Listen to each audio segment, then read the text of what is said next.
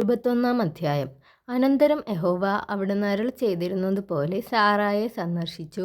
അവിടുന്ന് വാഗ്ദത്തം ചെയ്തിരുന്നതുപോലെ യഹോവ സാറായ്ക്ക് നിവർത്തിച്ചു കൊടുത്തു. അബ്രഹാമിൻ്റെ വാർദ്ധക്യത്തിൽ ദൈവം അവനോട് അരുളി ചെയ്തിരുന്ന ആ നിശ്ചിത സമയത്ത് സാറ ഗർഭം ധരിച്ച് ഒരു മകനെ പ്രസവിച്ചു. സാറ അബ്രഹാമിന് പ്രസവിച്ച മകന് ഇസഹാക്ക് എന്ന് അബ്രഹാം പേരിട്ടു. ദൈവം അബ്രഹാമിനോട് കൽപ്പിച്ചിരുന്നതുപോലെ അവൻ തൻ്റെ മകനായ ഇസഹാക്കിനെ 8-ാം ദിവസം പരിച്ഛേദന കഴിച്ചു. തൻ്റെ മകനായ ഇസഹാക്ക് ജനിച്ചപ്പോൾ അബ്രഹാമിന് 100 വയസ്സായിരുന്നു. ദൈവം എനിക്ക് ചിരിയുണ്ടാക്കി, കേൾക്കുന്നവരെല്ലാം എന്നോട് കൂടെ ചിരിക്കുമെന്ന് സാറ പറഞ്ഞു. സാറ മക്കൾക്ക് മുല കൊടുക്കുമെന്ന് അബ്രഹാമിനോട് ആർ പറയുമായിരുന്നു? അവൻ്റെ വാർദ്ധക്യത്തിലല്ലോ ഞാൻ അവനൊരു മകനെ പ്രസവിച്ചത് എന്ന് അവൾ പറഞ്ഞു. പൈതൽ വളർന്നു, മുലകുടി മാറി. ഇസഹാക്കിൻ്റെ മുലകുടി മാറിയ അന്നേ ദിവസം അബ്രഹാം ഒരു വലിയ വിരുന്നു കഴിച്ചു. ഈജിപ്തുകാരിയായ ദാസി ഹാഗർ അബ്രഹാമിന് പ്രസവിച്ച മകൻ പരിഹാസി എന്ന് സാറ കണ്ട് അബ്രഹാമിനോട്, ഈ ദാസിയെയും മകനെയും പുറത്താക്കി കളക. ഈ ദാസിയുടെ മകൻ എൻ്റെ മകൻ ഇസഹാക്കിനോട് കൂടെ അവകാശിയാകരുത് എന്ന് പറഞ്ഞു. തൻ്റെ മകൻ നിമിത്തം ഈ കാര്യം അബ്രഹാമിന് ഏറെ അനിഷ്ടമായി. എന്നാൽ ദൈവം അബ്രഹാമിനോട്, ബാലൻ്റെ നിമിത്തവും ദാസിയുടെ നിമിത്തവും നിനക്ക് അനിഷ്ടം തോന്നരുത്. സാറ നിന്നോട് പറഞ്ഞതിലൊക്കെ അവളുടെ വാക്ക് കേൾക്ക. ഇസഹാക്കിൽ നിന്നുള്ളവരല്ലോ നിന്റെ സാക്ഷാൽ സന്തതി എന്ന് വിളിക്കപ്പെടുന്നത്. ദാസിയുടെ മകനെയും ഞാനൊരു ജനതയാക്കും, അവൻ നിന്റെ സന്തതിയല്ലോ എന്ന് അരുളി ചെയ്തു. അബ്രഹാം അതിരാവിലെ എഴുന്നേറ്റ് അപ്പവും ഒരു തുരുത്തി വെള്ളവും എടുത്ത് ഹാഗറിൻ്റെ തോളിൽ വെച്ചു. കുട്ടിയെയും കൊടുത്തു അവളെ അയച്ചു. അവൾ പുറപ്പെട്ടു പോയി ബേർഷേബ മരുഭൂമിയിൽ അലഞ്ഞു നടന്നു. തുരുത്തിയിലെ വെള്ളം ചെലവായ ശേഷം അവൾ കുട്ടിയെ ഒരു കുറ്റിക്കാട്ടിൽ തണലിൽ കിടത്തി.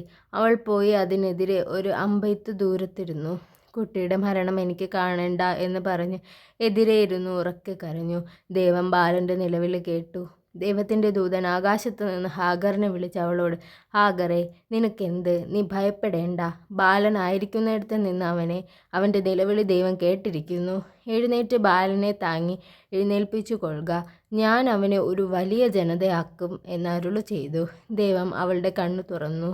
അവൾ ഒരു ഉറവ് കണ്ടു. ചെന്ന് തുരുത്തിയിൽ വെള്ളം നിറച്ചു ബാലനെ കുടിപ്പിച്ചു. ദൈവം ബാലനോട് കൂടെ ഉണ്ടായിരുന്നു. അവൻ മരുഭൂമിയിൽ പാർത്തു. മുതിർന്നപ്പോൾ ഒരു വില്ലാളിയായി തീർന്നു.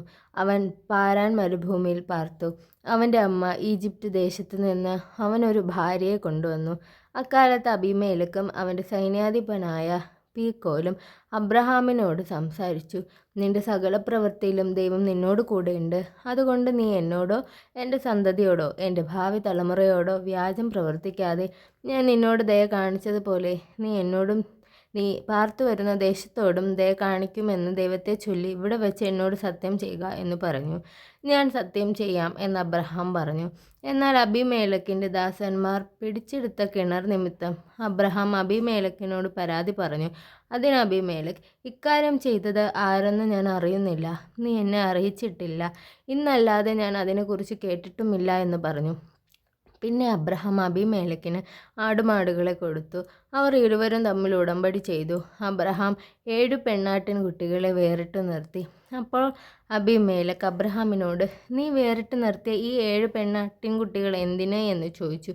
ഞാൻ ഈ കിണർ കുഴിച്ചു എന്നതിന് സാക്ഷിയായി നീ ഈ 7 പെണ്ണാട്ടിൻകുട്ടികളെ എന്നോട് വാങ്ങണം എന്നവൻ പറഞ്ഞു.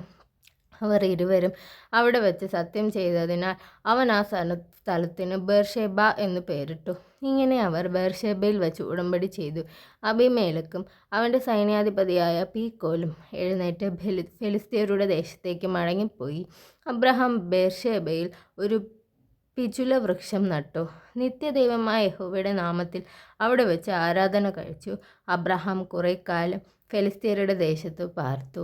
ഈ വായിച്ചു കേട്ട തിരുവചന സത്യവേദ ഭാഗങ്ങളാൽ ദൈവം നമ്മെ ഏവരെയും സമൃദ്ധിയായി അനുഗ്രഹിക്കുമാറാകട്ടെ. ആമേൻ.